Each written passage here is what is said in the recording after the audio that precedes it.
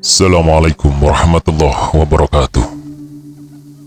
Rahayu, Sagung Dumadi. Kembali lagi di channel Babat Nusantara. Pada kesempatan kali ini akan menceritakan Gajah Mada seri kelima, Hemukti Moksa, bagian ke-7. Sekarang aku melihat pendapat ayahku ternyata benar, kata Dyah Birawa. Senopati Kebu Mundra menoleh dan menjelajahi wajah Dyah Birawa, seolah ia berkepentingan untuk menghitung berapa jumlah jerawatnya dan menghafalkan seperti apa lekuk bekas luka di pipinya. Yang kau ucapkan itu pendapat ayahmu bukan? Tanya Senopati Kebu Mundra. Senopati Dyah Birawa mengangguk sambil menempelkan jari ke bibir, meminta Kebu Mundra untuk memusatkan perhatian. Pasangguan Gagak Bongol bertolak pinggang, pandang matanya penuh selidi dan curiga kepada laki-laki di depannya. Dari sudut manapun, Pasangguan Gagak Bongol merasa keberadaan Kanuran Gajah Enggon di antara para pengunjuk rasa itu menjadi gambaran sikapnya yang sesungguhnya. Kanuran Gajah Enggon yang berdiri tegak membalas tatapan Gagak Bongol dengan tatapan mata yang tidak kalah garang. Teganya kau, kata Gagak Bongol setelah lama menahan diri.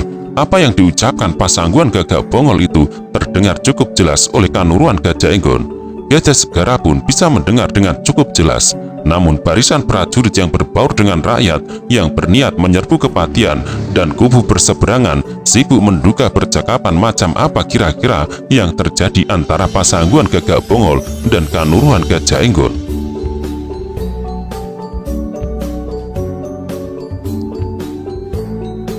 Mereka hanya bisa melihat bahasa tubuh yang terbatas dari tangan yang bertolak pinggang dan ujung jari yang menunjuk serta mengepal. Gajah Enggon tersenyum. Menurutmu bagaimana sikapku?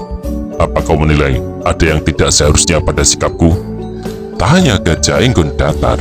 Gagak Bongol merasa detak jantungnya mulai terangsang untuk berpacu lebih kencang. Sikap Kanuran Gajah Enggon yang menempatkan diri sebagai musuh sungguh membuat Gagak Bongol kecewa. Gagak Bongol merasa sedang berhadapan dengan orang yang selama ini sedemikian rapi menyembunyikan warna hatinya yang sesungguhnya. Persoalan bukan salah dan benar, kata Gagak Bongol. Akan tetapi, kenapa kau bukannya ikut meredam kekacauan yang bakal terjadi ini? Yang kau lakukan justru menyokong niat orang-orang yang akan menjarah istana kepatihan. Ucapan Gagak Bongol itu memancing Gajah Enggon untuk tertawa meski pendek. Di belakang Gagak Bongol, Gajah Segara benar-benar bingung menghadapi sikap ayahnya. Gajah Segara mulai menimbang ulang akan mengambil sikap macam apa menghadapi keadaan yang amat aneh itu. Haruskah ia tetap ikut mempertahankan istana kepatihan dari jarahan, atau apa ia harus berubah sikap dan menempatkan diri di belakang ayahnya? Gagak Bongol bergeser ke kiri dan ke kanan sambil menatap Kanuran Gajah Enggon tanpa berkedip. Lagi-lagi dua kubu yang saling berhadapan itu hanya melihat bahasa tubuh yang tidak jelas. Tak kusangka, kata Gagak Bongol, selama ini aku merasa mengenalmu dengan baik. Ternyata pengenalanku itu salah. Jika ingin mengetahui siapa sesungguhnya Gajah Enggon, jika ingin tahu bagaimana warna hatinya, inilah saatnya. Selama ini kau menempatkan diri sebagai pendukung setia Kakang Gajah Mada. Ternyata aku salah. Agaknya di balik pandangan matamu yang sejuk itu, kau sembunyikan wajah lain, wajah culas. Kau memainkan peranmu sendiri ketika Kakang Mahamantri Mukya tersandung masalah. Kini kau muncul dan menyalip dari samping untuk ikut menelikung. Rupanya selama ini kau sembunyikan hasrat dan keinginanmu yang sebenarnya. Kau menganggap Kakang Gajah Mada adalah batu sandungan. Itu sebabnya kini dengan jeli kau menempatkan diri menjadi pusat perhatian supaya orang-orang berpikir kaulah sosok yang paling layak untuk menggantikan Gajah Mada. supaya semua orang berpikir ternyata kau orang yang berani berhadapan dengan Gajah Mada. Kanuruhan Gajah Enggon berusaha tenang, akan tetapi rangkaian kalimat yang diucapkan Pasangguan Gagak Bongol itu mampu membuat wajahnya menjadi merah padam.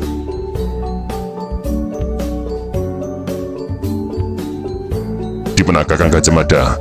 Tanya Gajah Enggon. Gagak Bongol merasa jengkel, rangkaian ucapan pedasnya tidak terbalas. Tidak ada, jawab Gagak Bongol. Gajah Enggon memandang Gagak Bongol langsung tembus ke benaknya. Pasangguan Gagak Bongol makin merasa tidak nyaman. Kemudian Gajah Enggon mengarahkan pandangannya kepada Gajah Segara. Gajah Segara mengangkat tangan dan pundaknya. Gajah Segara merasa seumur-umur baru itulah ia mengalami kebingungan luar biasa yang berkesanggupan meletakkan dinding kepalanya dan menyesakkan tarikan nafasnya. Gajah Segara merasa serba salah, maju salah, mundur pun salah.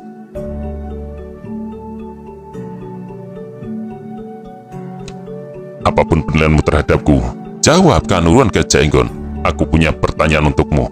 Apa kau akan membiarkan pertempuran ini pecah? Apa akan kau biarkan korban sia-sia berjatuhan dalam sebuah perkelahian yang tidak perlu yang terjadi di antara saudara sendiri? Gagak Bongol mengerutkan dahi. Gajah Enggon yang balas bertolak pinggang memutar tubuh ke belakang. Ia memperhatikan barisan prajurit dari berbagai kesatuan yang telah siap melakukan gempuran, baik dengan isyarat perintahnya maupun tidak. Pasangguan Gagak Bongol merasa belum jelas. Lihatlah, lanjut Gajah Enggon. Pihak-pihak yang tidak senang dengan apa yang dilakukan Mahamantri Muya Gajah Mada makin banyak.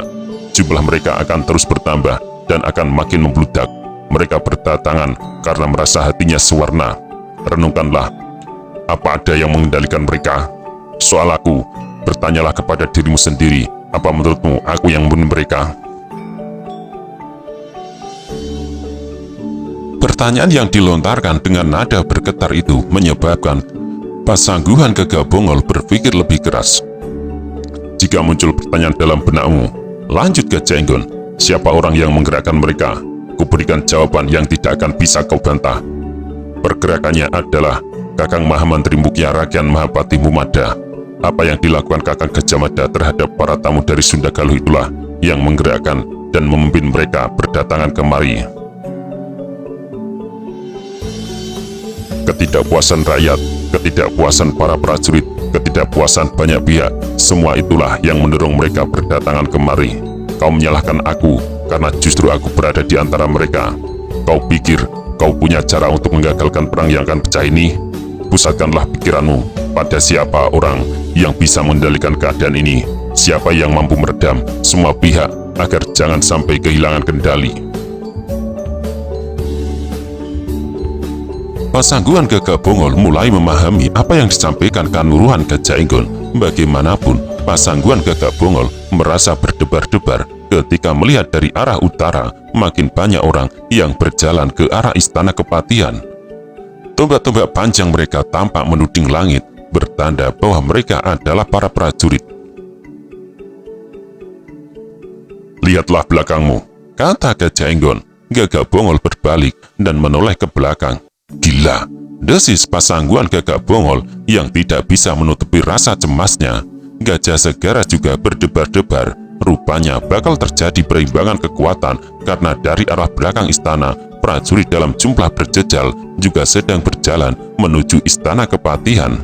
Mereka membawa berbagai jenis senjata, trisula yang telah ditelanjangi dari warongkonya, anak panah, dan tombak bergagang panjang. Kau lihat itu? Tanya Gajah Enggon. Gagak Bongol bingung. Sekarang bertanyalah kepada dirimu sendiri. Lanjut Kanuruhan Gajah Enggon. Apa kau merasa mampu mengendalikan mereka? Sementara baik kau maupun aku merasa yakin pasti ada pihak tertentu yang bermain di air keruh. Bertanyalah juga, apa aku mampu menghadang pihak-pihak yang ikut bermain dan keberadaannya tidak kelihatan itu?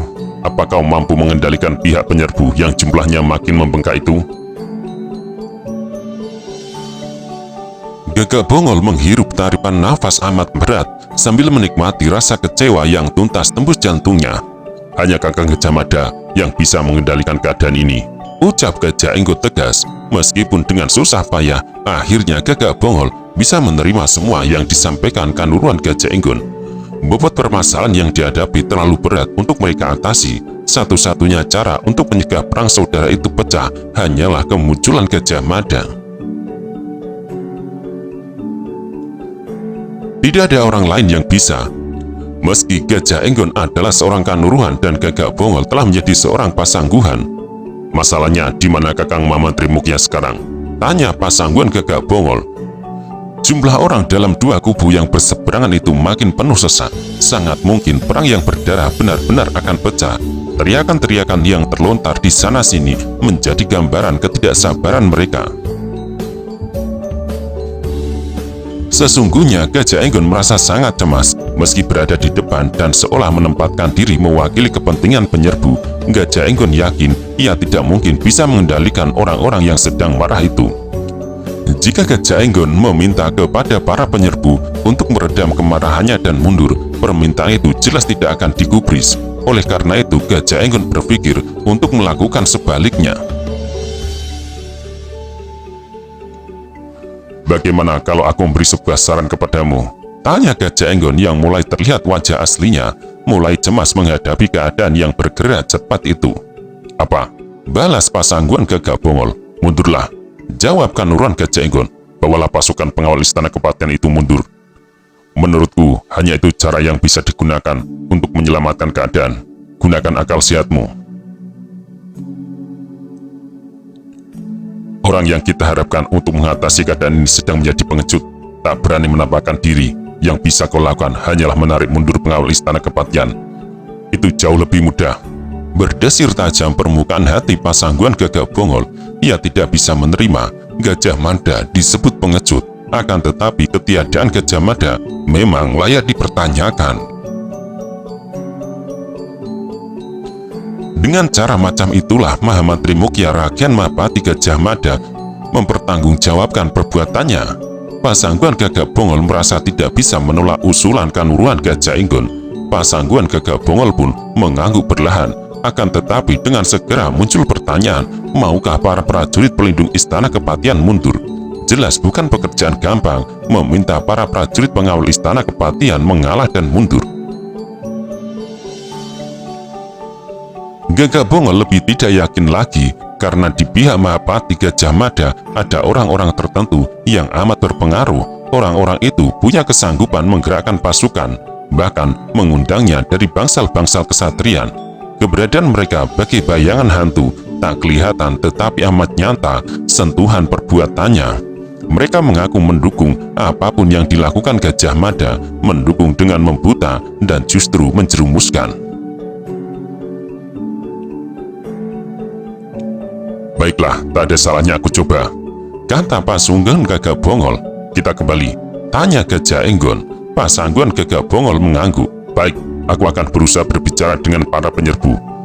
Aku harap aku bisa meredam kemarahan mereka, kata Gajah Enggon lagi.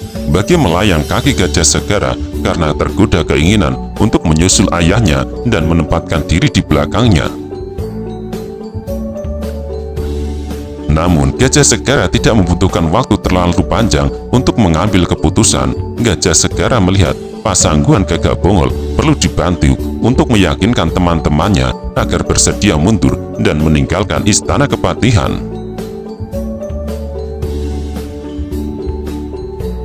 Akhirnya, pasangguhan Gagak Bongol dan Kanuruan Gajah Enggon yang telah selesai berunding itu mundur. Mereka masih tetap menjadi pusat perhatian. Pihak yang mengepung dan siap menyerbu istana kepatihan segera mengelilingi Kanuruan Gajah Enggon. Demikian pula para prajurit yang berusaha melindungi kepatihan. Mereka tak sabar ingin segera mendengar kesepakatan apa yang diambil pasangguhan Gagak Bongol dan Kanuruan Gajah Enggon. Para prajurit makin berjejal mengepung Kanuruan Gajah Enggon, termasuk Senopati Kebu Mudra dan Senopati Dyah Birawa, yang semua tindakannya serba nyalawadi. Di belakang mereka terdapat barisan yang sedang melihat, tak sabar menunggu perintah. Barisan itu merasa gatal ingin segera menyerbu dan membakar istana kepatihan. Barisan di belakang Dyah Birawa itu bagi gurita yang selalu bergerak menggeliat dan siap menerkam. Jika isyarat telah mereka terima, mereka harus bergerak dan membangun peperangan. Jika benturan telah berkecamuk dengan riuh, tugas itu selesai, mereka boleh pergi, lalu menempatkan diri sebagai penonton saja. Bagaimana Kanuruhan? Tanya seseorang. Langkah apa yang akan kita ambil?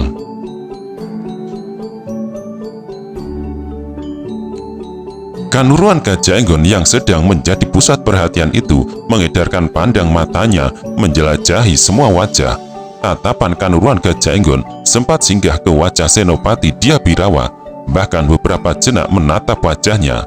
Mendadak Kanuruhan Gajah Enggon tidak bisa menghindari ayunan jantungnya yang berdegup lebih kencang. Kecurigaannya segera beranak pinak. Gajah Enggon tentu tahu siapa Senopati Dyah Birawa itu.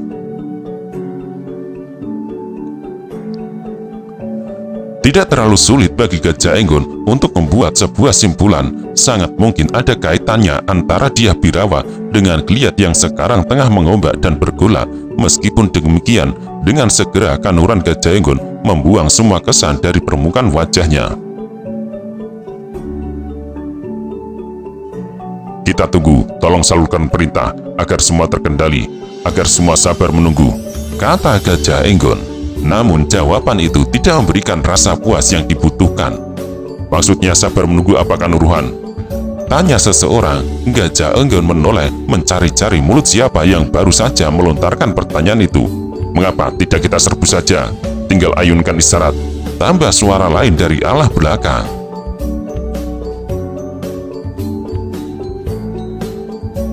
Lagi-lagi Gajah Enggon terlambat ketika ia berbalik.